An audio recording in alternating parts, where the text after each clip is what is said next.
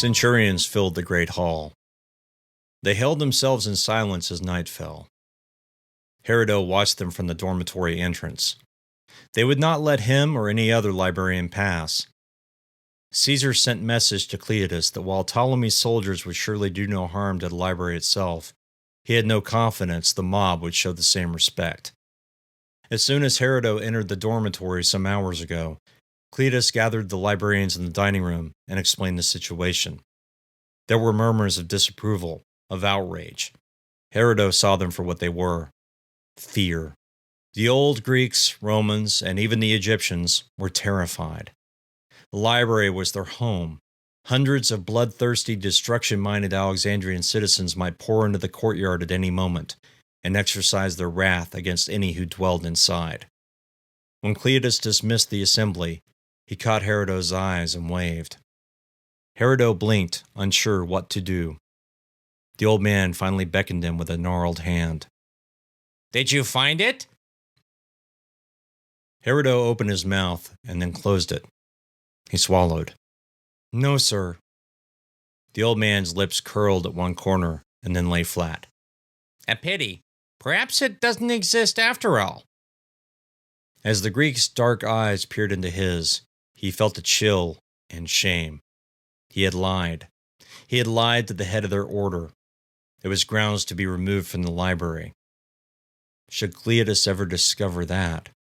"Perhaps I should look myself." Herodo smiled. "If you wish, sir. I'm certain the guards would love more company." Cleodas laughed. "And what did you think of the royal guard?" "I would not care to make them angry." "No, I should think not." Cleodas casually turned. The hall was all but empty. "Come with me, child. I shall walk you to your quarters." The pair left the dining hall and headed toward the dormitory. Cleodas had asked about the treasures, of what Herodo thought of them. The animal heads. What creature was that on the wall? The furry one that looked too large to be a dog. "That was a bear, my son." A bear? Cleodas had nodded. "You have obviously never seen one." Only read of them. "They are much more majestic and terrible in person, believe me." Silence fell between them as they reached Herodo's cell. He felt uncomfortable, as though the old man expected him to say something. When they stopped outside his small room, Herodo turned to look at Cleodas. The old man had grinned. "Tonight should be very interesting," he whispered. "Steel on steel, Romans and Egyptians dying in the streets." He sighed. "I doubt there will be sleep tonight for any here." Herodo nodded. How many men can a small phalanx hold off? Cleodas shrugged. "We shall see, my boy. We shall see." He clasped Herodo's shoulder and gently squeezed. "When this madness is over, I should like to study your translations. I expect enlightenment." I wasn't aware you had so much interest in Akkad. Akkad, Babylon, the great Sumer of legend. Yes, I fear my ability with language pales in comparison to yours and Akakios's. I was never able to learn cuneiform. The symbols never made sense to me. What languages do you know? Cleodas cocked an eyebrow. It is rather arrogant to ask such a question and mock your betters.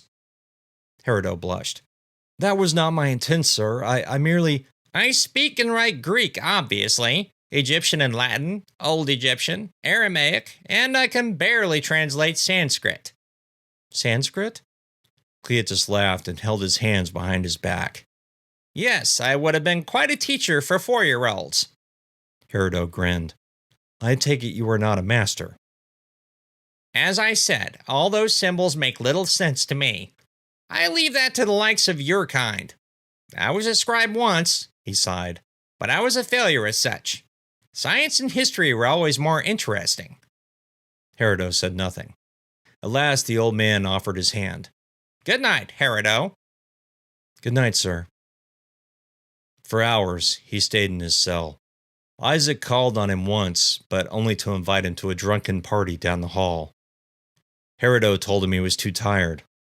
Isaac left with a frown upon his heavily bearded face. He lay in bed, eyes closed, listening to the shouts of the cadre leaders as they kept their men at attention. Their voices dimmed, replaced with the images of Sanskrit words and the runes. The ancient symbols written by an unknown hand glowed crimson against the darkened backdrop of his mind. The runes, the book, the tablets, his scrolls. Together they were a map to obscenity, a catalog of carnage and worship of a monster worse than those in Sheol. A cold tear rolled down his cheek.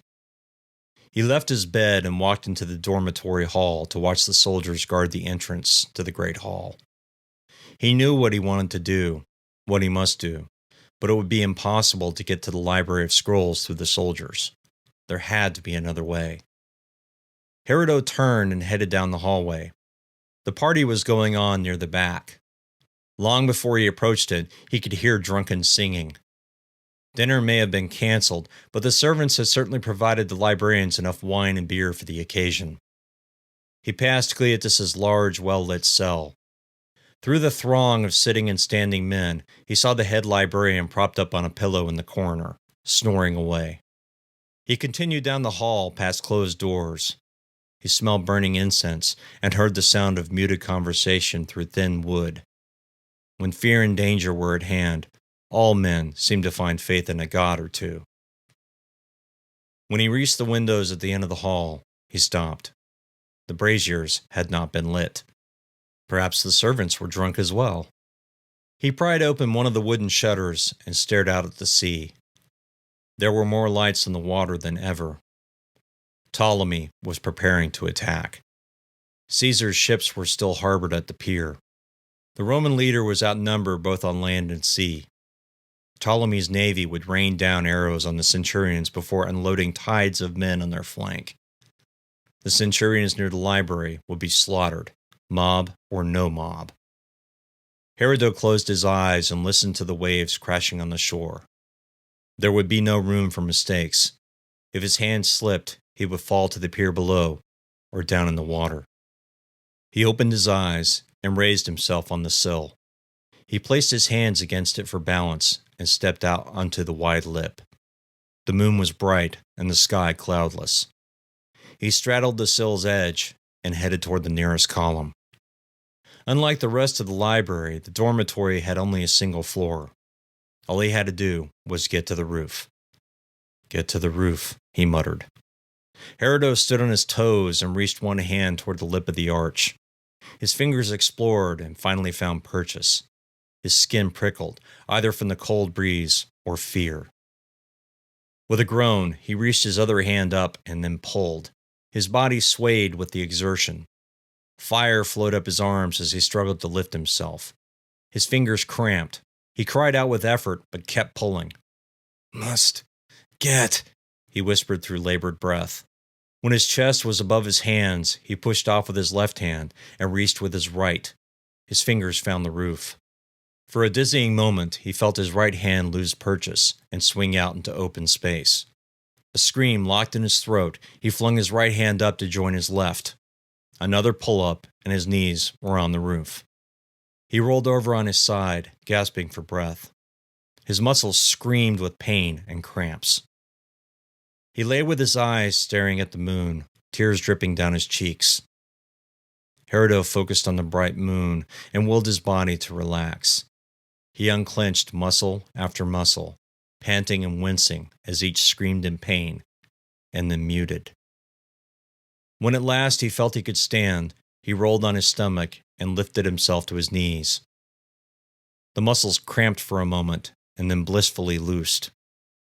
He rose with a groan as the cool breeze dried his sweaty skin. He turned away from the ocean. The library was ahead. Its second floor rose above the dormitory in a sloping arch. He loped toward it. As he reached the arch, he paused. There were shouts from the pier. Caesar's men must have finally figured out they were doomed.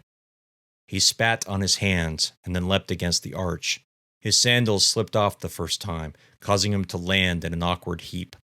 He tried again and banged his knee against the stone, but he held. Cursing with effort, Herodo pushed with his feet and pulled with his fingers. Progress was slow and painful, but he managed to climb the sloping arch. When he reached the library's roof, he stood panting. The shouts from the peers were more numerous now, but he still didn't hear the sound of steel on steel. The battle was still to come. Using the moonlight and his internal map of the library, he jogged past the Library of Scrolls and toward the western corner of the building. He only hoped Archelon's boy left the ladder in place. A glowing rectangle marked the open skylight. He walked forward, tripped, and fell. Cursing and confused, he rose to his knees. A thick rope had been tied around one of the turrets. He blinked at it. The rope led to the skylight. His skin prickled as he followed it. Someone had been here before him. Someone with the same idea of getting back into the library.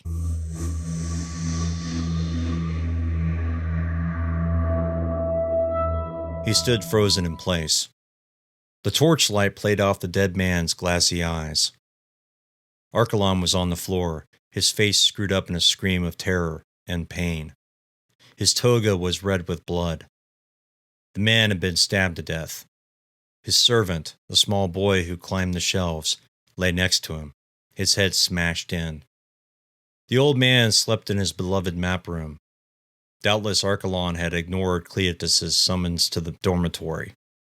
The intruder must have surprised him, and the servant. The map shelf had been toppled, its contents spread against the back wall. Ripped vellum, parchment, and papyrus was spread over the floor like snow. Whoever had killed the mapmaker had also ensured his works were destroyed. With shaking hands, Herodos shuffled through the remnants. He recognized a piece and raised it to his eyes. It was from the map that pinpointed Gujaratine. The piece fell from his fingers and fluttered to the floor. Archelon was dead. The map was gone. Only the scrolls and tablets remained. He shivered. The white stone floor was streaked with blood, but it had not congealed. He managed to pull his gaze from the bodies and towards the door. Red sandal prints. Herodos' heart pounded in his ears. He looked around the map room. A marble roller lay on the mapmaker's table. It was stained with ink and as long as Herodos' forearm. He picked it up and felt its weight. It wasn't a good weapon, but it would have to do.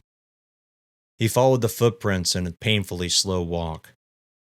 The hall outside was clothed in dancing shadows. Very few torches had been left burning. A spike of fear drove into his spine. Herodo fought the urge to take the nearest torch. Can't hear me. Can't see me. He continued following the footprints, but there was little need. Archelon's killer was in the Library of Scrolls. The only question was, for what? The torchlight cast a long shadow that walked beside him on the wall. It slowly elongated and grew as he made his way down the hall. He stopped at the corner and cocked his head, trying to listen. Then he heard it. The rustle of papyrus, the clink of scroll ends as they were dropped to the floor. Heart hammering in his chest, he peered around the corner. The Library of Scrolls was dark save for a single brazier on the far wall. A shadowy figure stood before it. The man was pulling scrolls from the tall shelf, unfurling them, reading, and then dropping them to the floor. Herodo knew the scrolls. They were undoubtedly his. The man was ransacking the area reserved for Akkadian translations. Herodo continued forward, his eyes scanning the darkened floor for obstacles and then flicking back to the interloper. The man cursed under his breath and dropped yet another scroll. Herodo crept closer. If he was fast, he could hit the man in surprise. He timed each step with the sound of the man opening another scroll. When he was 3 steps away, he took a shallow breath, jumped at the man, and swung the marble roller. Instead of smashing into the man's skull, the roller crunched down on his shoulder. The impact left Herodo's arm numb. He landed off balance and hit the tall shelf. Scrolls rained down, pelting his head. Herodo slipped and fell on his ass. He managed to hold on to the makeshift weapon, but only just. The figure wheeled around, gasping and howling in pain. Akakios snarled. He stepped toward Herodo. The scribe lifted the roller and tried to hit him, but Akakios' leg kicked the weapon away from him. Akakios kicked again and connected with Herodo's chin. The world went gray. Herodo curled into a ball as blows rained down on his back. "You filthy Jew!" Akakios shouted in Aramaic. "Filthy, ungrateful bastard! How dare you!" The violence finally subsided. Herodo's every nerve screamed in pain. His breathing came in ragged gasps. Akakios had doubtless broken one of his ribs. What are you doing here?" Akakios panted. Herodo moved his arms from his face. A thin stream of blood ran from his nose. The world blurred, and then his vision cleared. Akakios' face glowed in the brazier's light. "Scrolls," Herodo whispered through gritted teeth. "My scrolls." Akakios smiled. "No, Herodo, my scrolls." "Can't. Not yours." Through the ringing in his ears, Herodo heard the shouts of men in the courtyard below. Akakios tilted his head. He heard them too. "Do you know what that is?" Herodo said nothing. "That is Caesar firing the pier and his ships." Herodo blinked. "What?" Akakios nodded. "I heard the soldiers talking earlier. That's his grand plan." "But the library—" "Should be safe," Akakios sneered. "Or will be." Akakios stepped forward and stomped on Herodo's left hand. The pain was an exquisite lightning bolt. He screamed at the sound of cracking bones. Akakios, his sandaled foot still crushing down on Herodo's hand, bent. His eyes were glittering with madness. "It will be if you give me the last scroll. I know you have it because it's not here." Herodo whimpered. "It's not with me. It's in the dormitory." The older man chuckled. "We shall see about that. Now where is the book?" "I don't—" The foot ground harder on his broken hand. Herodo screamed again. "I know you saw it. I know you found it. Where is it?" Treasure room." Akakios nodded. "And where is your translation?" Waves of fire flowed up his arm from the broken hand. The pain made him see starlight, but he tried to focus. In my head." The pressure on his hand lessened. "Your head?" "They don't allow scribes to work in the pit." "Ah!" Akakios pressed down once more. Herodo groaned from the pain. "I always told you that memory of yours would be your death. Of course, it's why I chose you." Akakios raised his foot. A hiss of breath escaped through Herodo's gritted teeth. "You are going to write it all down for me. All of it." The smell of wood smoke penetrated the open windows. The shouting outside was louder. Akakios stepped to the roller and picked it up. He slapped it against an open palm. "Get up, boy!" Struggling through the pain, Herodo managed to get to his feet. His chest burned with each breath. He cradled his wounded left hand in his right. "Good. Now move!" Herodo stood still. Akakios slapped the roller in his hand again. "I don't have to tell you what will happen if you don't." Akakios pointed toward the hallway. Herodo wheezed as he walked. Akakios was at least 4 steps behind him. The older man didn't have to worry about him running away. Herodo could barely walk. They passed a lit brazier, and Herodo looked down at his left hand. The fingers were slanted at strange angles, and blood welled out from the second joint on his index finger. "Why did you have to kill the map maker?" "Because of you," Akakios spat. "You showed him the location of Gujaratan. You showed him the location of the cave."